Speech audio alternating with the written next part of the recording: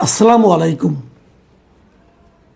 পুলিশের একটা গোপন চিঠি, মানে গোপনীয় এবং জরুরি, এই চিঠি নিয়ে গত দুদিন ধরে বেশ আলোচনা হচ্ছে। চিঠিটা পুলিশের যে আপনার হেড অফিস আছে সেখান থেকে পুলিশের বিভিন্ন বাহিনীর ইউনিট প্রধানদের কাছে পাঠানো হয়েছিল। ইন্টারেস্টিং হচ্ছে, এই গোপন চিঠিটি পাঠানোর কিছুক্ষণের মধ্যেই সবাই জেনে গিয়েছে।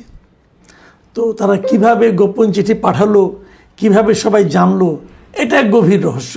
যাক, সেই রহস্য উদ্ঘাটনের দায়িত্ব আমাদের না, আমরা সেটা বলতেও পারবো না কিভাবে কি হয়েছে। তবে আমরা যে কথাটা বলতে চাচ্ছি সেটা হলো গিয়ে যে এই চিঠিতে কি লেখা হয়েছিল। এই চিঠিতে লেখা হয়েছিল এই দেশে রাষ্ট্রের বিভিন্ন গুরুত্বপূর্ণ স্থাপনায়, যেমন ধরা যাক জাতীয় স্মৃতিসৌধ, বিভিন্ন ধর্মীয় উপাসনালয়, বিনোদন কেন্দ্র, শাহবাগ চত্বর এবং সেনাবাহিনী বা পুলিশ বা বিভিন্ন শৃঙ্খলা বাহিনীর বিভিন্ন স্থাপনা অথবা তাদের কোনো সদস্য, এদের উপর এক ধরনের হামলা হতে পারে এবং সে হামলা বোমা বিস্ফোরণ হতে পারে, ধারালো বা দেশীয় অস্ত্রের মাধ্যমে অথবা আগ্নেয়াস্ত্রের মাধ্যমে হামলা হতে পারে। এবং এরা যেন এই পুলিশের এই যে বিভিন্ন যাদেরকে চিঠিটা পাঠানো হয়েছে বিভাগীয়, তাদেরকে বলা হয়েছে তারা যেন সতর্ক থাকে। এই হলো চিঠির মূল বক্তব্য। এবং যেহেতু সবাই এটা জেনে গেছে, যে পুলিশের সংশ্লিষ্ট বিভাগের কয়েকটা বিভাগের প্রধান এটা স্বীকারও করেছে, হ্যাঁ এই ধরনের চিঠি আমরা পাঠিয়েছি এবং সেই ধরনের আমরা ব্যবস্থা নিয়েছি। এই হলো গিয়ে ঘটনা। এবং এই চিঠির উৎসটা কি, কেন এটা হয়েছে, একটা উগ্র সংগঠন কি আছে কি না আছে, একটা জঙ্গি গোষ্ঠী আছে কি না আছে, এটা নিয়েও নানা ধরনের কিন্তু আলোচনা হয়েছে। রিসেন্টলি একজন লোক এরকম গ্রেফতার করা হয়েছে, তার নাম ইশতিয়াক আহমেদ সামি। বলা হচ্ছে তার সঙ্গে নাকি সেনাবাহিনীর থেকে অবসর নেওয়া অথবা মানে চলে যাওয়া সাবেক দুইজন সেনা সদস্যের একটা গোপন যোগাযোগও নাকি তারা উদ্ধার করতে পেরেছে। এ ধরনের নানা কথাও কিন্তু হয়েছে। এখন প্রশ্ন হলো, আসলে কি দেশে সে ধরনের কোনো জঙ্গি সংগঠন আছে অথবা সক্রিয় আছে অথবা এই ধরনের কোনো হামলার আশঙ্কা আছে? এটি হলো আলোচনার বিষয়। দেখুন, আপনারা মনে করতে পারবেন অন্তর্বর্তীকালীন সরকারের সময়, সেই পুরো সময়ে কিন্তু দেশে কোনো ধরনের জঙ্গি তৎপরতা দেখা যায়নি। আবার আওয়ামী লীগ আমলে, আওয়ামী লীগের 15 বছর প্রায়ই আমরা এই ধরনের জঙ্গি তৎপরতার কথা শুনতাম এবং পুলিশের দিক থেকেও নানা ধরনের অভিযান পরিচালিত হতো। কিছু কিছু লোককে গ্রেফতার করা হতো, অস্ত্র উদ্ধার করা হতো। এই অস্ত্র উদ্ধারকে নিয়ে কেউ কেউ এটাকে নাটক বলতো, কেউ কেউ সাজানো বলতো, কেউ কেউ বলতো যে সরকারের নানা রকম বিপদে পড়লে এই ধরনের একটা জঙ্গি অভিযানের কথা শোনা যায়, দৃষ্টিটাকে ঘোরানোর জন্য এই কাজগুলি করা হতো বলে বলা হতো। সত্য মিথ্যা আমরা বলতে পারবো না। এর মধ্যে আমরা ওই অন্তর্বর্তীকালীন সরকারের সময় আমরা দেখলাম যে ওই সরকার একদম মুখ পুছে বলল যে দেশে কোনো জঙ্গি তৎপরতা নেই, দেশে কোনো জঙ্গি সংগঠন নেই। ওই সময় যিনি ডিএমপির কমিশনার ছিলেন শেখ সাজ্জাদ আলী, তিনি তো স্পষ্ট বলেছেন, যে ওনার কথা যদি আপনি শুনেন তাহলে বুঝবেন, উনি বলেছেন দেশে কোনো জঙ্গি নেই। এবং ওই আওয়ামী লীগের আমলে যে সময় যে ঘটনাগুলো ঘটেছিল সেগুলিকে উনি সাজানো নাটক বলে অভিহিত করেছিলেন। একদম ওনার হুবহু ভাষায় আমি যদি আপনাদেরকে পড়ে শোনাই, উনি বলেছিলেন যে আওয়ামী লীগের সময় জঙ্গি নাটক সাজিয়ে ছেলেপেলেদের মারা হয়েছে। কিসের জঙ্গি? এটা কিন্তু ডিএমপি কমিশনার বলেছিলেন।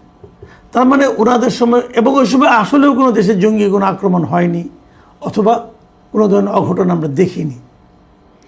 তারপর ইলেকশন হলো, একটা গণতান্ত্রিক সরকার এলো, বিএনপি সরকার এলো, এখন আবার আমরা জঙ্গির কথা শুনতে পাচ্ছি। এখনও কোনো তৎপরতা দেখিনি, কিন্তু কথাটা শুনতে পাচ্ছি। এখন পার্থক্যটা তাহলে কী?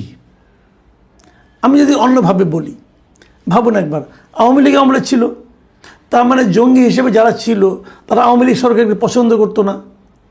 তারপরে অন্তর্বর্তীকালীনে জঙ্গি তৎপরতার কোনো খবর আমরা পাইনি। তার মানে যারা জঙ্গি যদি কেউ থেকে থাকে, তারা অন্তর্বর্তীকালীন সরকার অথবা অন্তর্বর্তীকালীন সরকারের উপর যাদের বেশি প্রভাব তাদেরকে পছন্দ করত, তারা অন্তর্বর্তীকালীন সরকারকে বিব্রত করতে চায়নি। তারপরে যে সরকারটা এসেছে, এখন আবার সেই তৎপরতার কথা আমরা শুনতে পাচ্ছি। তাহলে কি ওরা এই সরকারকে পছন্দ করছে না এমন লোক হতে পারে। তাহলে এখন আমরা যদি দেখি পার্থক্যটা কি, আওয়ামী লীগ আমল বিএনপি আমল এক ধরনের মিল, আবার অন্তর্বর্তীকালীন সরকার তার সঙ্গে জঙ্গিদের একটা মিল। অন্তর্বর্তীকালীন সরকার কিন্তু আমি বলতে পারবো না সেটা জঙ্গি সমর্থিত সরকার, এটা তো বলা ঠিক হবে না, তাই না? আমরা তো প্রমাণ করতে পারবো না।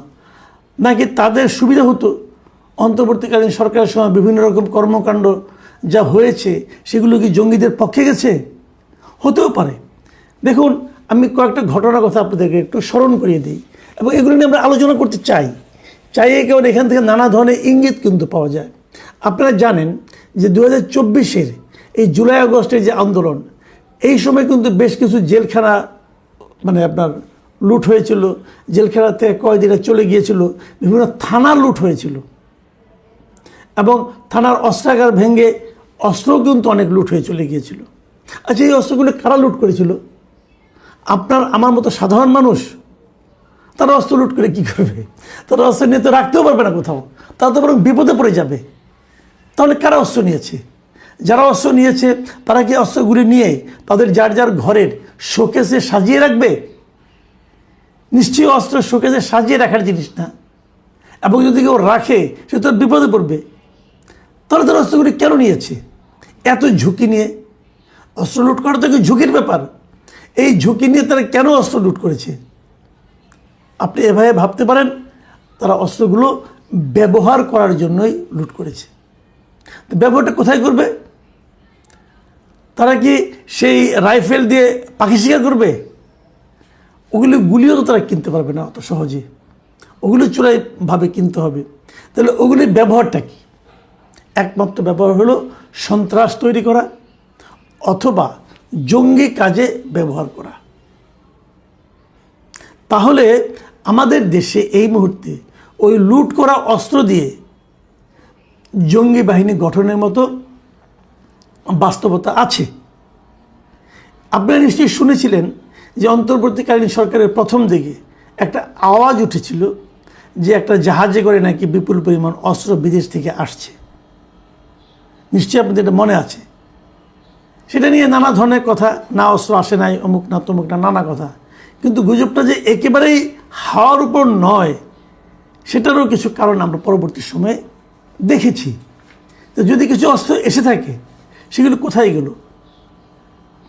এদেশের মধ্যেই তো আছে। সরকার অন্তর্বর্তীকালীন সরকার বেশ ঘটা করে একাধিকবার ডেভিল হান্ট, অমুক হান্ট তমুক হান্ট এগুলি অভিযান পরিচালনা করেছে। তারা কিন্তু এই সময় অস্ত্র উদ্ধারের কোনো পরিচালনা চালা নাই, অস্ত্র উদ্ধারের জন্য কোনো অভিযান করে নাই। তারা বরং আওয়ামী লীগের ওই মাঠ পর্যায়ের ছুটকা ফুটকা নেতাকর্মীদেরকে গ্রেপ্তারে খুব ব্যস্ত ছিল। এদেরকে গ্রেপ্তার করতে হবে, এবং আওয়ামী লীগের যে সমস্ত নেতাকর্মী পাওয়া গেছে প্রত্যন্ত অঞ্চলে, এরা সবাই ডেভিল। তো ডেভিল তো আপনি হান্ট করলেন, ভালোই করেছেন, খারাপ করেন, অনেক করেছেন, সংখ্যায় প্রচুর যারা ওরা ডেভিলকে হান্ট করেছেন। কিন্তু ডেভিলের উইপেন হান্ট করতে পারছেন কিনা সেটা বলেন। অথবা যারা এগুলি লুটপাট করেছে, সেই যে অস্ত্রগুলো মানুষকে ডেভিলে রূপান্তরিত করে, সেই অস্ত্রগুলিকে উদ্ধার করতে পেরেছেন? সেটা খুবই নগণ্য। বিপুল পরিমাণ অস্ত্র সরকারি হিসেবেই এখনও বাইরে রয়ে গেছে। কোথায় আছে এগুলো? পার হয়ে গিয়ে অন্য দেশে চলে গেছে? না, যায়নি, এটা এই দেশেই আছে। তো সেগুলো কী কাজে ব্যবহৃত হবে? কাজে সেগুলো দিয়ে জঙ্গি তৎপরতা চালানোর মতো বাস্তবতা দেশে যে এখন নাই, তা কিন্তু মনে করার কোনো সুযোগ নেই। দেশকে অস্থিতিশীল করে রাখার জন্য সব সময়ই একটা গোষ্ঠী সচেষ্ট থাকে। তারা মনে করে দেশে একটা আওলা ঝাওলা লাগলে, দেশে একটা অস্থিতিশীল পরিবেশ তৈরি হলে এই গোলেমালে তাদের কিছু লাভ হতে পারে। এর সঙ্গে কি কোনো না কোনো রাজনৈতিক দল জড়িত নেই? অবশ্যই আছে। দেখুন, আমি একটা ঘটনা আপনাকে বলি। কয়েকদিন আগে একটা নিউজ দেখলাম যে নরসিংদীর রায়পুরা উপজেলার দুর্গম চরাঞ্চলে স্বয়ংক্রিয় অস্ত্রশস্ত্রে সজ্জিত প্রায় 200 লোকের একটা সন্ত্রাসী বাহিনী আছে নরসিংদীর রায়পুরা উপজেলার দুর্গম চরাঞ্চলে। এদের কাজটা কি? এবং এরা সবাই যে সমস্ত সশস্ত্র বাহিনীর অস্ত্রশস্ত্র লুট হয়েছিল সেগুলোই একটা অংশ নিয়ে, এবং আরও কিছু তাদের নিজস্ব সংগ্রহ ছিল, সেগুলো নিয়ে তারা করেছে। এবং তারা ওখানে কী করে? এই সন্ত্রাসী বাহিনীর কাজ হলো, মানে যতটুকু পর্যন্ত আমরা খবর পেয়েছি যে ওই এলাকার বিভিন্ন চরে লুটপাট করা এবং এই যে বালু উত্তোলন করা মেঘনা থেকে, এই সমস্ত নানা ধরনের কাজ তারা করে এবং এর কিছু ছবিও আমরা বিভিন্ন সময় সামাজিক মাধ্যমে দেখেছি। তাহলে অস্ত্রগুলো কিন্তু ব্যবহার করে অন্যায় হচ্ছে, সেই অন্যায়টা হয়তো এরকম ধ্বংসাত্মক কাজে যাচ্ছে না, কিন্তু অন্যায় হচ্ছে এবং ওদের সঙ্গে মাঝখানে একবার সশস্ত্র বাহিনী মানে পুলিশ আইন শৃঙ্খলা রক্ষাকারী বাহিনীর গোলাগুলি পর্যন্ত হয়েছে, এরকম খবর আমরা পেয়েছি। তাহলে এরা যে এই সমস্ত ছোটোখাটো কাজ করতে পারে অস্ত্র দিয়ে, তো জঙ্গি হামলার মতো কর্মকাণ্ডে এরা তো ভাড়াও খাটতে পারে, লোকগুলো তো টাকা হলে সবই করবে, সেই ধরনের আশঙ্কাও কিন্তু আপনারা উড়িয়ে দিতে পারেন না। পুলিশের যে গোপন চিঠি বিভিন্ন বিভাগীয় প্রধানদের কাছে, এই চিঠিটা কি হাওয়ার উপরে? তারা তো কিছু গোয়েন্দা তথ্যের ভিত্তিতে চিঠি লিখেছে, সেই গোয়েন্দা তথ্যগুলো তো এভাবে এসেছে। তাহলে হামলা কি হবে? অথবা আপনি একটা কথা ভাবেন, ধরেন শাহবাগে একটা এরকম অবস্থান ধর্মঘট চলছে, সেখানে যদি একটা বোমা ব্লাস্ট হয়, কিছু লোক যদি এখানে নিহত অথবা আহত হয়, দায়টা কার উপর চাপবে? আলটিমেটলি দায় কিন্তু চাপবে সরকারের উপর। তো সরকারের উপর দায় চাপলে সরকার যদি বেকায়দায় পড়ে, লাভটা কার হবে? সরকারকে কারা ফেলে দিতে চাচ্ছে? যাদের লাভ হবে তাদের হয়েই কি এই জঙ্গি তৎপরতা চলবে আগামী দিনগুলোতে? এই প্রশ্নগুলো নিয়ে কিন্তু ভাবতে হবে। দেখুন, আমাদের যে শেষ কথা, আমরা আসলে দেশে অশান্তি চাই না, অস্থিতিশীলতা চাই না।